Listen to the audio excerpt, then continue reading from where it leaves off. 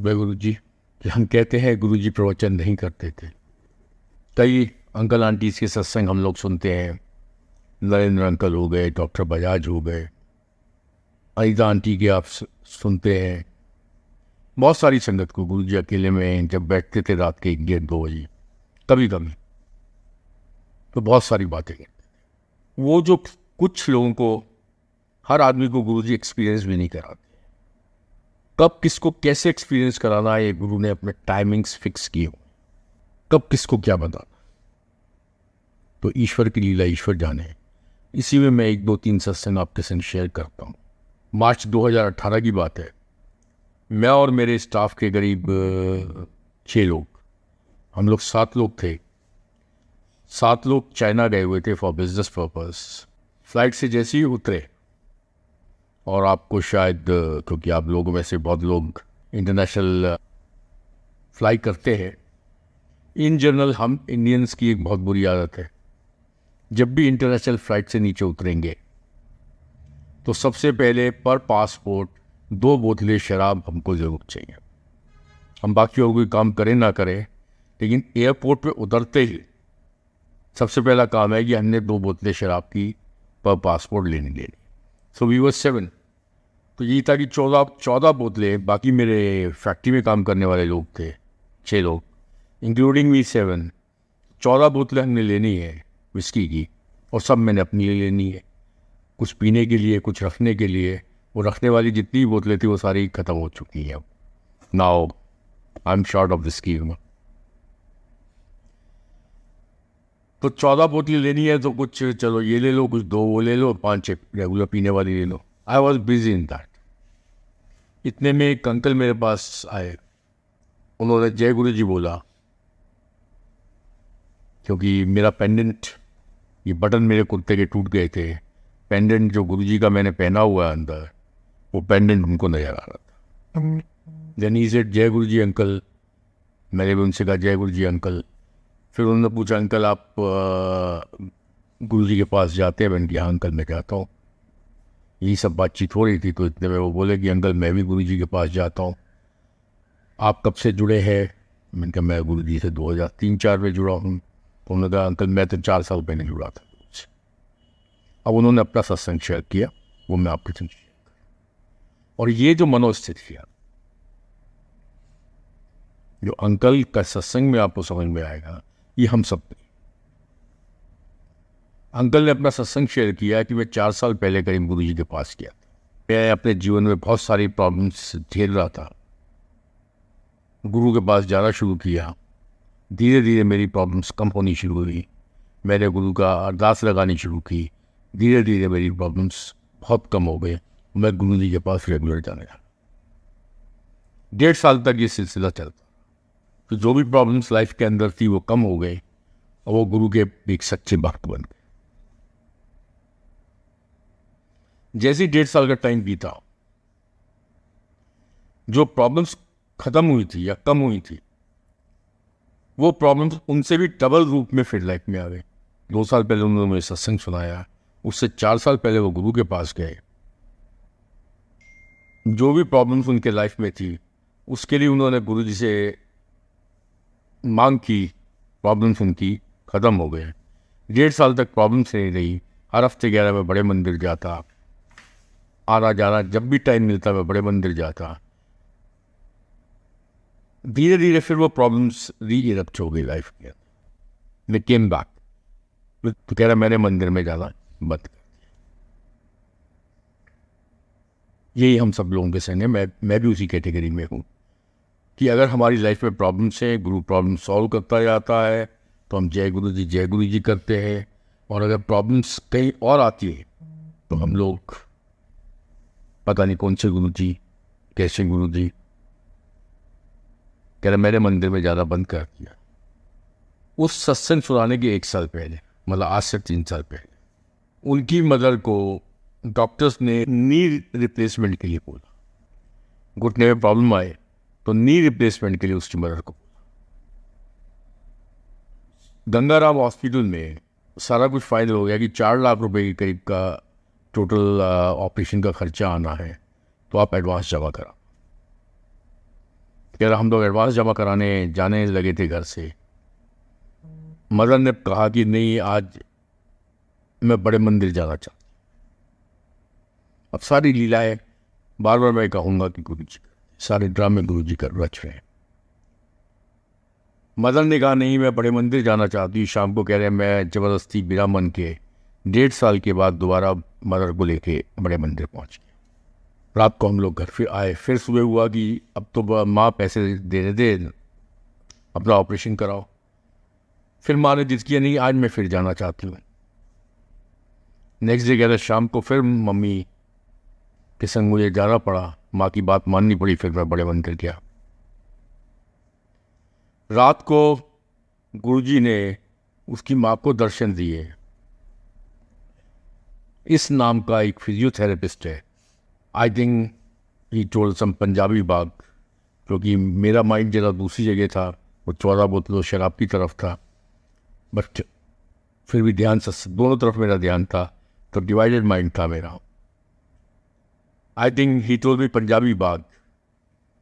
और इस नाम का एक फिजियोथेरेपिस्ट है, उसके पास जा, वो तेरा घुटना मलेगा, 3 दिन के बाद तो ठीक हो जाएगा। ये बात मैं कर रहा हूँ आज से करीब 5-6 साल पहले, when Guruji was not in his physical form. So next day सुबह उठ के जैसे गुरुजी ने बोला था कि इस नाम का फिजियोथेरेपिस्ट इस जगह पे है, वहाँ जाके उससे अपना घुटने 3 दिन मलेगा और घुटना ठीक हो जाएगा। And as per his words, क्योंकि गुरु जी के जो सपने होते हैं वो सपने नहीं होते, वो साक्षात दर्शन होते हैं। इस स्वयं गुरु जी अपने मुँह से मैं गल्ला करांगा, टेलीपैथी नाल करांगा, डायरेक्ट करांगा। फाइनली वो फिजियोथेरेपिस्ट ढूंढ लिया गया, 3 दिन उससे मरा। And as per his words, as per Guru ji's words,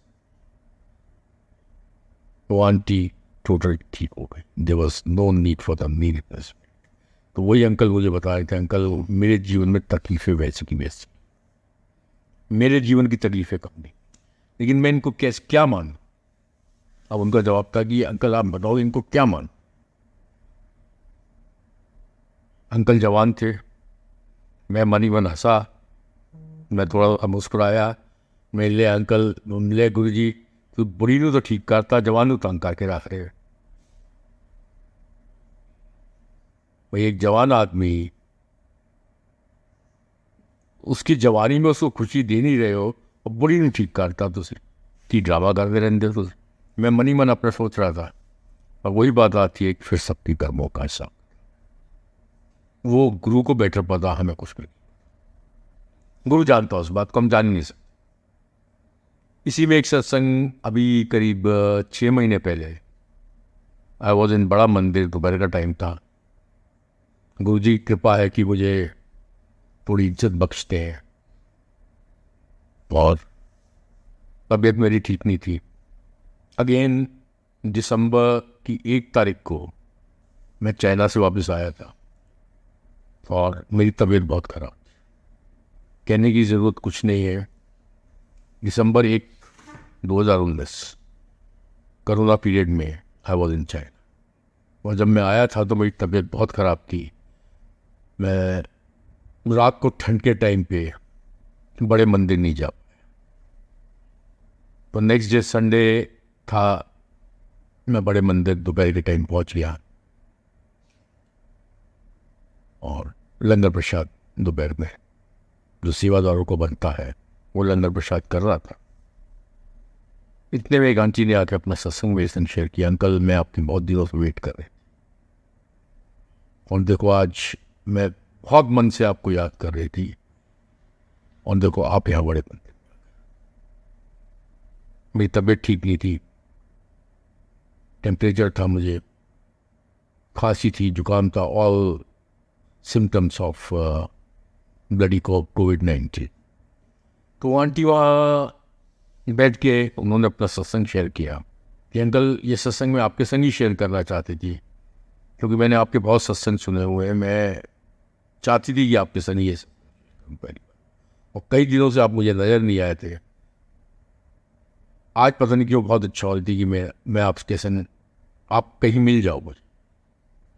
उनके गुरु जी की इच्छा, आज मैं आ गया हूँ बड़े मंदिर, उनकी कॉल है तो I have to be here. उन आंटी ने अपना सत्संग शेयर किया कि उनके पेट में कई दिनों से दर्द चल रहा था। कई तरह के डॉक्टर्स को दिखा दिया, अल्ट्रासाउंड्स हो गए, मेडिसिन हो गई, एवरीथिंग हैपेंड, सब कुछ हुआ, लेकिन पेट में से दर्द नहीं गया। तो one fine day she said 6 महीने हो गए थे दर्द झेलते हुए और कोई डायग्नोसिस नहीं हो पा रहा था। जब कोई डायग्नोसिस नहीं हो पा रहा है, कोई पेन किलर्स एंड एवरीथिंग, तो रात को बड़े मंदिर से कह रही मैं अपने घर में पहुंची 12-1 बजे, काफ़ी रोती रही। रोते रोते गुरु से अरदास लगाई, गुरु जी बहुत हो गया, 6 महीने हो गए, आई एम सो अनकम्फर्टेबल, कोई डायग्नोसिस नहीं हो रहा, मैं क्या करूं। तब साक्षात रात के दिन, साक्षात, इट्स नॉट स्वप्न दर्शन, इट्स नॉट ड्रीम दर्शन, it's not through telepathy, direct दर्शन। डायरेक्टली गुरु जी मेरे पास आए, मैनू कहते अखा बंद कर। कह रही मैंने आंखें बंद की। अब आंखें बंद कर कह रहे आंटी कि मैं ये देख रही हूँ कि मेरा कोई जन्म दिखा रहे हैं गुरु जी, जिसमें मैं एक प्रेग्नेंट लेडी को मार रही हूँ, उसके पेट में बच्चा है, मैं उसके नीचे गिराती हूँ, गिरा के उसको टांगों से मारती चली जाती हूँ। वो पेन से, वो लेडी पिछले जन्म में पेन से वो करा रही है और मैं उसकी टांगें मारती चली जाती हूँ। फिर गुरु जी कहते अखा खोल, कहते पेट दे बच्चे नूं तू मारिया से, 9 महीने तकलीफ झेल नहीं पाओगे, चिंता ना कर, गुरु बेटा माफ़ कर चुके थे, कोई दवाई कम नहीं हो, कोई डॉक्टर डायग्नोसिस, 3 महीने और तेनू झेलना पड़ेगा, गुरु जी तेनू ब्लेस कर चुके हैं। फिर 3 महीने पेट में दर्द और रहा, उसके बाद automatic as per his words automatic पेट का दर्द जाओ।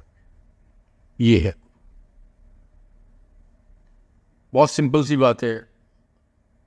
Use your brain, be logical, B sensible.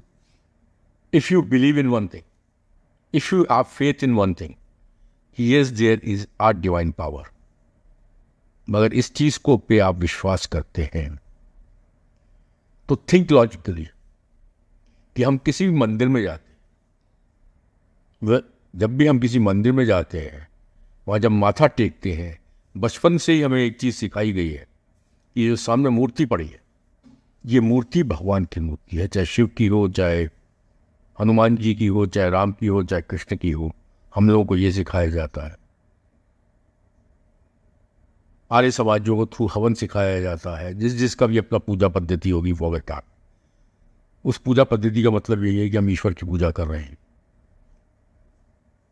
जब हम मंदिर जाते हैं, being Hindu, we have been taught since our childhood कि सामने जो मूर्ति पड़ी है, ये मूर्ति में भगवान, हम झुकते हैं, इसीलिए झुकते हैं कि ये सामने भगवान बैठे, ये हमें आशीर्वाद देंगे। नाउ थिंक लॉजिकल, जब ईश्वर को, जब भगवान को एक मूर्ति के अंदर डाल सकता, अगर वो सच है तो भगवान गुरु के रूप में इस धरती पे क्यों नहीं आ सकता? भगवान को अगर एक पत्थर की मूर्ति में डाल सकता है तो भगवान गुरु के रूप में क्यों नहीं आ सकता? जबकि शिव पुराण में बहुत क्लियर है कि महाशिव ने ब्रह्मा से कहा था कि अपने भक्तों के कल्याण करने के लिए, महाशिव जब भी मुझे कल्याण करना होगा, अपने भक्तों का कल्याण करने के लिए मैं गुरु के रूप में धरती पर जाऊंगा। और ये हम लोगों का बहुत भाग्य है कि पता नहीं कितने जन्मों की तपस्या, कितने जन्मों के अच्छे कर्म, हमें मौका मिला कि इस जन्म में, शब्द कीर्तन में भी आता है, कितने जन्म बिछड़े थे मातो। मैं बहुत ज़्यादा पंजाबी नहीं जानता, थोड़ी बहुत गुलाबी पंजाबी में बोल सकता। कितने जन्मों के बाद ये गुरु हमारे जीवन में आए।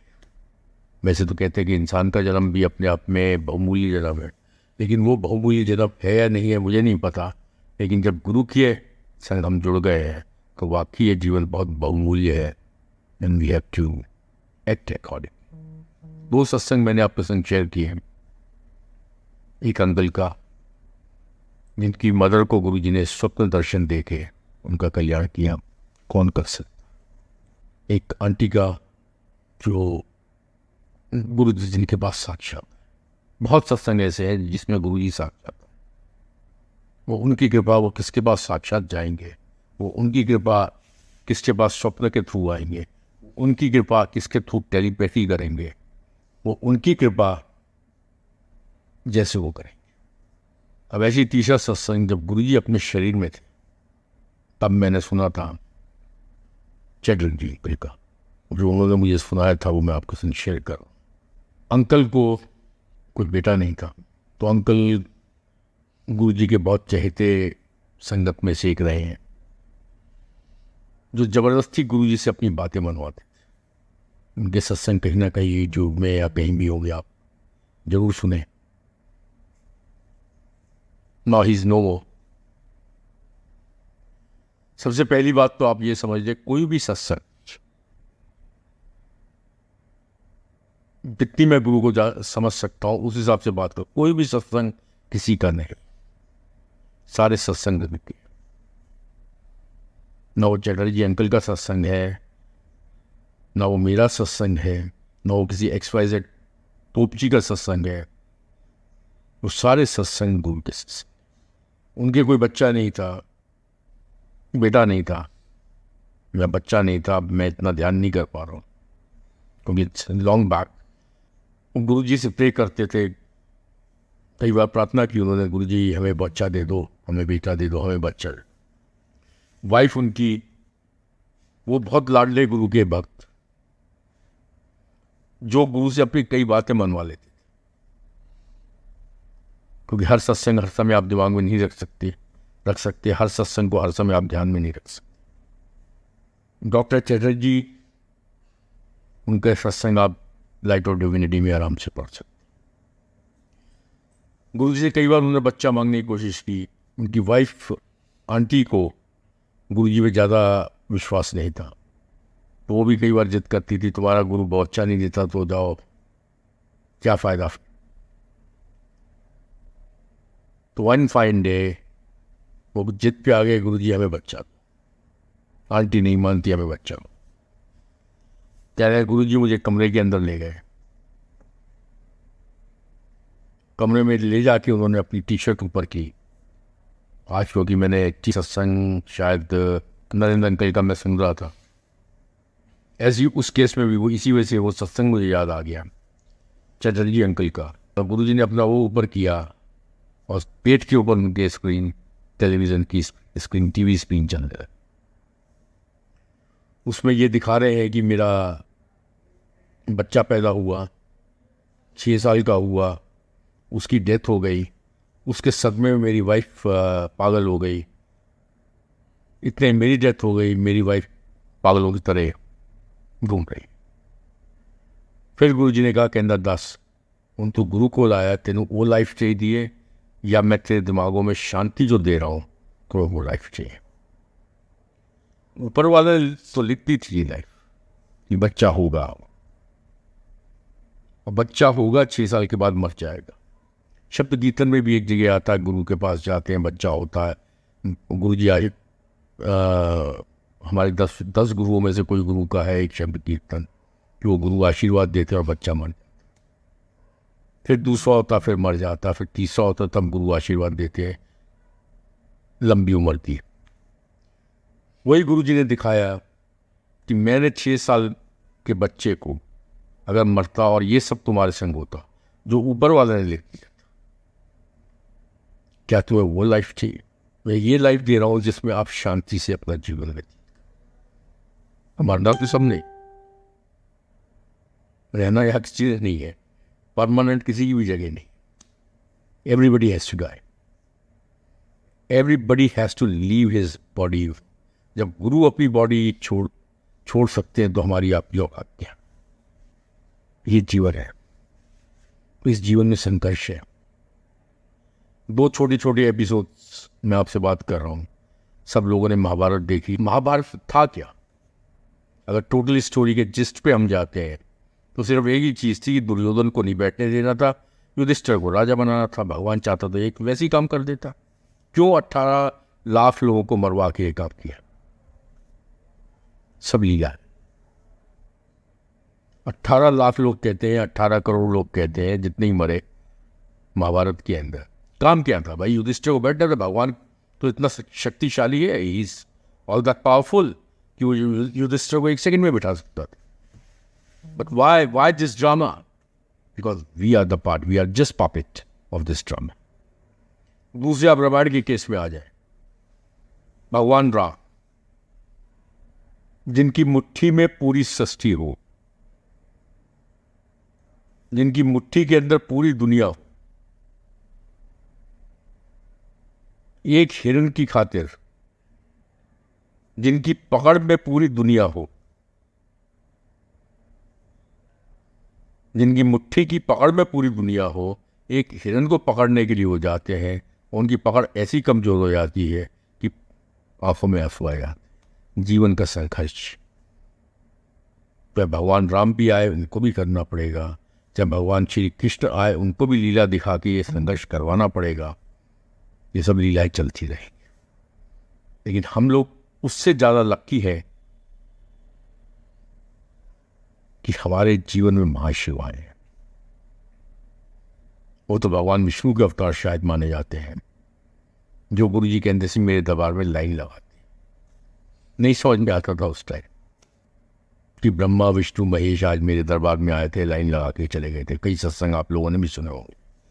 उस समय लगता था यार ये बहुत बड़े फैक्ट है। उसी में जैसे एक सत्संग में शेयर कर रहा हूँ, हमारे दोस्त हैं रंजीत सावा, फिल्म प्रोड्यूसर है। उन्होंने एक पिक्चर बनाई थी जय शनिदेव महाराज, टेलीफिल्म। उनकी टेलीफिल्म्स थोड़ी बहुत अपना चलती रहती थी, बनाते रहते थे, चलती रहती थी। ऐसी गुरु जी की बात हुई तो वही कहने लगे चलो मैं गुरु जी के पास आपके चलता हूँ। और गुरु जी के पास गए, उस जय शनिदेव महाराज पिक्चर की सीडी लेके।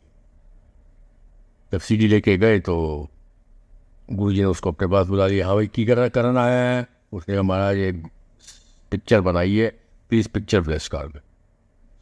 गुरु जी की पिक्चर ला रहा, उन्हें कहा गुरु जी जय शनिदेव महाराज की।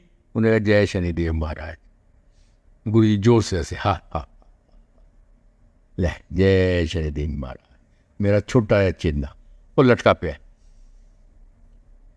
ले वो पिक्चर प्लेस कर। किसी संगत ने पूछा, फिल्म प्रोड्यूसर का जब पिक्चर का नाम आता है तो हम लोग बड़े तो आंटी खड़ी थी, उन्होंने पूछा कि गुरुजी कौन सी पिक्चर? एवी खाम, छोटा है चिल्ला एवी लटका पे। उस समय नहीं समझ में आया था। मैंने कहा कहाँ इतने बड़े महा शनिदेव महाराज और कहाँ एक छोटा सा बब्बा, 200 की भी संगत नहीं है। बड़ा फैक्ट था भाई ये तो। मतलब उस समय मेरे दिमाग में आया, बहुत फैक्ट था। लेकिन जब 2010 में गुरु समझ में आ गया तो बहुत क्लियर समझ में आ गया, तो गुरु की बात मानो, सब वहमों से दूर हो जाओ। सचमुच जब इनका लंगर प्रसाद बनता है, 9 देवियाँ आके लंगर प्रसाद बनाती है। वही कहते सी माता मेरी बेटी है, हनुमान मेरा अकाउंटेंट है। नहीं समझ में आता था उस, लेकिन ईश्वर की लीला ईश्वर जाने। Yes there is a divine power. जब एक मूर्ति में डिविनिटी डाल सकती है, मंदिर में एक पड़ी हुई पत्थर की मूर्ति या किसी भी मूर्ति के अंदर डिविनिटी को डाल सकती है, तो डिविनिटी गुरु के रूप में भी इस जीवन में आ सकती है। गुरु किसी भी रूप में आ सकती है। ये आज नरेंद्र अंकल का मैं सत्संग सुन रहा था, जिसमें कह दिया, जिसमें उन्होंने गुरुजी ने उनको बताया था, मैं अखनू अद्धा पल भी इस तरह करा, मैं तो हजारों वेश लेके पता नहीं कितने कितने बन जाते। सो वी आर लकी कि बहुत जन्मों की कमाई करने के बाद गुरु हमें इस जन्म में मिले हैं। इसको नॉर्मल एपिसोड लेके मत चलो लाइफ का, इसको कोइंसिडेंस मान के मत चलो लाइफ का, इसको कोई एक्सीडेंट मान के मत चलो लाइफ का, इसको छोटी चीज़ों में मत गवाओ कि आए है जी ये करा दो गुरु जी वो करा दो, वो तो हम मांगी गई, लेकिन उससे पहले मानना सीखो। गुरु को मानो, गुरु से मांगो, कोई बात नहीं, विश्वास रखो गुरु आपको सब कुछ देगा जो आपके लिए अच्छा होगा। इस शब्दों के संग आज का सत्संग मैं यही ख़त्म करता हूँ। जय गुरु जी।